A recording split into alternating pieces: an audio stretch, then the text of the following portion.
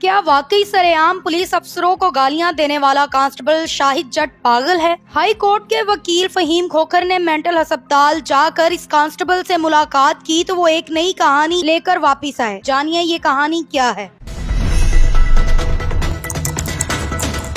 फहीम साहब, मुझे बताइएगा कि आखिर वहाँ आपको जाने कैसे दिया गया? सबसे पहले वहाँ पे सिक्योरिटी तो हाई अलर्ट थी, लेकिन मैं यूनिफॉर्म में था, हम 2-3 वकील थे, तो मैंने जाकर यार मैंने उस सिपा सलार से मिलना है जिसने इतने बड़े आला ओहदेदारान को गालियाँ दी हैं, और उसे इस बात की शर्म भी नहीं आई कि हमारे आईजी साहब को और सीसीपी साहब को गालियाँ दे रहा है, तो मैं वो शख्स को देखूं तो सही वो कौन है, क्योंकि मैंने वीडियोस में ही देखा था उसको। तो फिर मैंने रिक्वेस्ट की पागल खाने के अमले से, तो उन्होंने मुझे मिलने दिया, लेकिन उन्होंने इस बात पे मुझे मिलने दिया और इस शर्त पे कि जनाब आप उसकी ना तो कोई वीडियो बनाएंगे, ना कोई आप उसका इंटरव्यू करेंगे, ना ही आप मोबाइल निकालेंगे बाहर। तो मैं उससे जाके मिला, लेकिन मैंने अपने मोबाइल से बस सोना चोरी से तकरीबन कोई 1-1.5 मिनट की वीडियो बना ली, बाकी उन्होंने मुझे वीडियो नहीं बनाने दी। लेकिन मुझे वो ज़ाहिरी तौर पर बैठा हुआ था आराम से, रिलैक्स से, साफ़ सुथरे कपड़े में, साफ़ सुथरा सेल था उसका, और ज़ाहिरी तौर पर बातों के किसी किस्म से मुझे पागल नहीं लगा, ना ही उसने मुझे किसी किस्म की कोई गाली दी। 10-15 मिनट में उसके पास रहा, ना ही उसने मुझे कोई बेहुदा अल्फाज इस्तेमाल किया। थोड़ा शर्मिंदा लग रहा था कि जनाब उससे गलती हुई है कि उसने आला अफसरान को गाली दी है। तो मैंने उससे पूछा कि यार तुमने ऐसी हरकत क्यों की है, तो उसमें वो थोड़ा सा जैसे शर्मिंदगी का इजहार करता है, बंदा कहता है जी गलती हो गई। और बाकी मुझे उसकी बातों से 15 मिनट में जरा सा भी ना 1% भी ऐसा फील नहीं हुआ कि वो पागल है। तकरीबन 15 मिनट आपकी वहाँ उससे गुफ्तगू हुई है। 15 मिनट में कौन कौन सी बातें आपने की? बस मैंने उससे यही पूछा कि मैंने कहा यार तुमने आईजी साहब बड़ा अच्छा और पॉजिटिव मैसेज देते हैं लोगों में, 10 करोड़ आवाम के पंजाब के सूबे के वो आईजी हैं, और तुम उन्हीं के मतहत हो, तुम उसी इदारे में काम करते हो, तुमने उन्हें भी गालियां दी हैं, तुमने सीसीपी लाहौर साहब को भी गालियां दी हैं, तो तुम्हें नहीं चाहिए था कि इस तरह उस इदारे में रह कर उस इदारे को तुम इस तरह से बदनाम कर रहे हो, उन्हें गालियां दे रहे हो। तो उस बात वो चुप कर गया। उसके बाद में कहता जी मुझसे गलती हुई है जनाब, मुझे पता है कि मैं गलती कर बैठा हूँ। उसके बाद बस इधर उधर की बातें, मैंने कहा तुम खाना छाना खाया, ये वो ये सवालात और ये वो।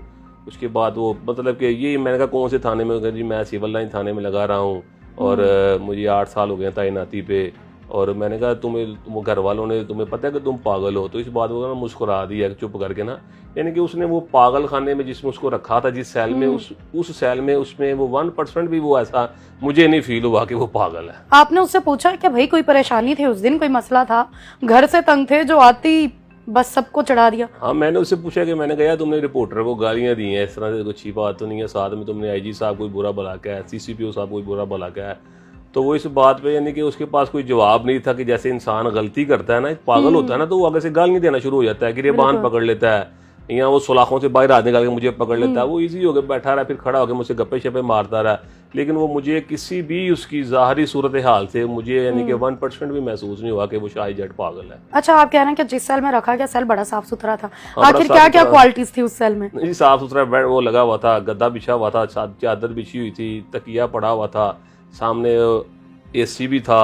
एसी भी था? हाँ, एसी भी। हमसे अच्छे तो वो निकले। हाँ, तो मैं आईजी साहब से आपके प्रोग्राम के तवज्जो से ये कहूँगा कि आईजी साहब आप सिर्फ पंजाब पुलिस के आईजी नहीं हैं, आप डॉक्टरों के भी आईजी हैं, सहाफ़ियों के भी आईजी हैं, वकीलों के भी आईजी हैं, आम शहरियों के भी आईजी हैं। तो जिस तरह से आप पंजाब पुलिस से मोहब्बत करते हैं ना, आम शहरियों से मोहब्बत करें, आप बड़ा पॉजिटिव मैसेज देते हैं। और आपके प्रोग्राम के तवज्जो से मैं कहूँगा कि मैंने अपनी होश में आज तक ऐसा आईजी नहीं देखा। देखें, जो अच्छी बात है वो भी बतानी चाहिए कि ऐसे आईजी साहब जो उन्होंने पुलिस वालों को बड़ा ही नवाजा है, पुलिस से बड़ी मोहब्बत करते हैं, अपने इदारे से बड़ी मोहब्बत करते हैं, आम आवाम को भी उन्होंने तहफ़्फ़ुज़ मरकज़ फराहम किए हैं, जहाँ तक उन्हें तहफ़्फ़ुज़ मरकज़ बनाए हैं। उसके बाद उन्होंने लोगों को ड्राइविंग लाइसेंस बनवाने में बड़ी आसानियाँ पैदा की हैं। लेकिन आईजी साहब आपसे सिर्फ मेरा एक ही गुजारिश है कि आप बराए मेहरबानी जो थाना कल्चर है ना, इसमें थोड़ा सा ये गालियों को रस्म व रवाज है ना, इसको तब्दील कर दें। आप यकीन करें कि लाहौर से बाहर आप निकल जाएं, जितने भी अजला हैं वहाँ पर आम रूटीन में साइल इनको ना गालियाँ दी जाती हैं। तो जिस दिन आप इसको कंट्रोल कर लेंगे ना, तो यकीन जाने आपका नाम डॉक्टर उस्मान अनवर सुनहरे हरूफ में लिखा जाएगा। आप बहुत अच्छे इंसान है, यकीन जाने आप अच्छा काम करते हैं, उसको आपको अप्रिशिएट करना चाहिए। लेकिन जो हमारा कानून था, पुलिस एक्ट 1961 में था, जो पहले था, जिसमें यही बताया गया था कि जनाब आपने जराइम को रोकना कैसे है। उसके बाद पुलिस ऑर्डर 2002 आया, जिसके आर्टिकल 3 में ये बताया गया कि जनाब आम शहरियों का और पुलिस का आपस में ताल्लुक ऐसा होना चाहिए पुलिस को आम शहरियों से मोहब्बत से पेश आना चाहिए। अगर कोई थाने जाता है तो उसको पानी पिलाएं, कुर्सी बैठने के लिए दें। कोई अगर कोई जहनी मरीज आ जाता है अगर आपके पास, या कोई माजूर आ जाता है तो आप उसकी बात सुने। तो आपको पुलिस ऑर्डर 2002 के मुताबिक, उसके आर्टिकल 3 के मुताबिक अमल दरामद करवाना चाहिए पंजाब पुलिस को। तो यकीन जाने आपका नाम सुनहरी रूफ में लिखा जाएगा। दूसरी बात यह है कि इस पर अगर आप फौरन से पहले प्रेस कॉन्फ्रेंस करने की बजाय अगर आप एक ओपन मेडिकल बोर्ड बना देते जो इसको चेक करता और वो बताता है कि जनाब ये सच में पागल है या सिर्फ इसने एक फिल्म चलाई है। क्योंकि इससे पहले एक हादसा हमारे एक वकील भाई ने किया था, उनका नाम था माजिद बघेला। उन्होंने हाई कोर्ट की सराउंडिंग अंदर उसने ना शीशे तोड़े थे हाई कोर्ट के।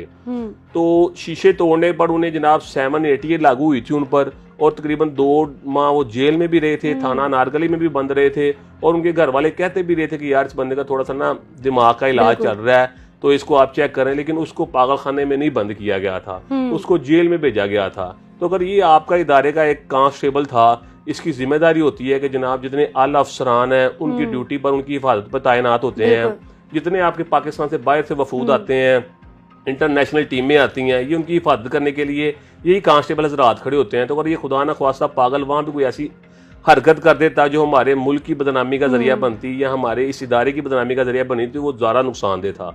तो इसलिए बराए मेहरबानी अगर आप इस चीज़ का खास ख्याल रखें कि उस इदारे में जो ऐसे लोग हैं तो आप उनको पहले ही उनका मेडिकल करवाएं। और अगर आपको ये पता था कि अगर ये मेंटल है तो ये अगर मेंटल था तो ये अपनी तनख्वाह टाइम पर लेता था, थाने उसी में आता था जिसमें इसकी ड्यूटी थी, किसी और थाने में नहीं जाता था कि अगर सिविल लाइन थाना है तो पास अनारकली है वहाँ चला ये ड्यूटी करने, ये उसी थाने में आता था। तो मोटरसाइकिल को अपनी चाबी भी ठीक से लगाता था, गियर भी सही डाला था। तो ये पागल था। तो अगर ये पागल था, इसका इलाज चल रहा था, तो कोई मेडिकल लीव सामने दिखाते कि 15 दिन से ये छुट्टी पर था, या ये कच्चे के इलाके में इस पर जनाब दिमाग पे चोट लगी थी, ऐसी कोई इसने मेडिकल रिपोर्ट नहीं सबमिट करवाई हुई थी। और अगर आपको पता था ये बीमार है दिमागी तौर पे, तो फिर तो ये अहल ही नहीं था कि इस इदारे में ये काम करे। तो फिर आपको उसी वक्त इसको फारिग कर देना चाहिए था। अच्छा, इस सब सारे वाकये के बाद आईजी साहब उनसे मिलने भी गए, मिल के आए हैं, गले मिले हैं, और मैंने सुना है कि उनको बाहर भी निकाल लिया गया। जी, उन्हें बाहर निकाला गया, आईजी साहब उससे मिले हैं। ये चले आईजी साहब को साहब उसने बदतमीजी की, आईजी साहब ने बड़ापन किया, उसमें जाकर उससे मुलाकात की, उसको बताया कि यार तूने मुझे गालियां दी हैं लेकिन मैंने तुझे माफ कर दिया। ये तो एक पॉजिटिव मैसेज है ना। लेकिन अगर उसको बाहर निकाला गया और आईजी साहब के सामने उसने कोई पागलों वाली हरकत नहीं की, कोई ऊंची अल्फाज लफ्ज में नहीं बोला, कोई उसने उधर पागल खाने को इकट्ठा नहीं किया, लेकिन आम शहरी अगर कोई सहाफ़ी ने सवाल किया तो उस पर उसने जनाब आईजी साहब को भी गालियां देना शुरू कर दी, CCPO लाहौर साहब को भी गालियां देना शुरू कर दी। तो ये तो एक वाज़ह तौर पर नजर आ रहा है कि जब कोई बड़ा बंदा आता है ना तो उन्हें सामने होश आ जाती है, ठीक हो जाता है। तो जब कोई बंदा उसके सामने नजर आता है ये कमजोर है, इसको मैं दबा सकता हूँ, तो उसको वो गालियां देना शुरू कर। अच्छा, ये सारी बात होगी शाहिद जट की। अगर देखा जाए उस वक्त एक सहाफी ने उन्हें रोका, उनसे बात करने की कोशिश की कि भाई आपका हेलमेट कहाँ है, आपकी नंबर प्लेट नहीं लगी। क्या एक सहाफी को इजाजत है वो एक सरकारी मुलाजिम से इस तरीके से बात करे? सहाफी को किसी तरह भी ये इजाजत नहीं है कि वो किसी सरकारी मुलाजिम को रोके, उससे पूछे कि आपने हेलमेट क्यों नहीं पहना हुआ, आपकी मोटरसाइकिल नंबर प्लेट नहीं है, या उससे किसी किस्म के सवालात करे। वो सिर्फ उससे सर्विस कार्ड तलब कर सकता है कि जनाब आप दिखाएं कि आप सचल में सरकारी मुलाजिम है या कोई झूठी वर्दी पहनी हुई है, वो सर्विस कार्ड देकर उसको जाने दे सकता है। लेकिन अगर ये शाहिद जट उसको गालियां ना देता तो शाहिद जट उसके खिलाफ कानूनी कार्रवाई कर सकता था, और फिर उसके खिलाफ कानूनी कार्रवाई भी होनी थी और उसने जेल भी जाना था। लेकिन अब शाहिद जट ने गालियां दी और उसको पागल खाने भेज दिया गया। मेरी आईजी साहब से सिर्फ ये सवाल है कि आईजी साहब, अगर कोई आम शहरी शाहिद जट की जगह खुदा ना ख्वास्ता हमारे आईजी पंजाब साहब से बदतमीजी करता तो जनाब उसका 10 मिनट के अंदर अंदर सॉफ्टवेयर अपडेट हो जाना था, बिल्कुल हो जाना था। और वो शाहिद जट था, वो पंजाब पुलिस का एहलकार था, उसने बदतमीजी की तो उसको जनाब कुछ नहीं कहा गया और उसको जनाब पागल खाने भेज दिया क्या है, ये डिक्लेयर करके जनाब ये पागल है और उसका इलाज करवाया जा रहा है। तो भाई साहब, अगर कोई पागल बंदा, इससे पहले एक इंसिडेंट हुआ था, एक बंदा उसने बैंक के ना अपना ATM मशीन के अंदर घुसा था, तो वो उसे पागल डिक्लेयर करके इन्होंने काफी मारा तो उस बंदे की डेथ हो गई थी।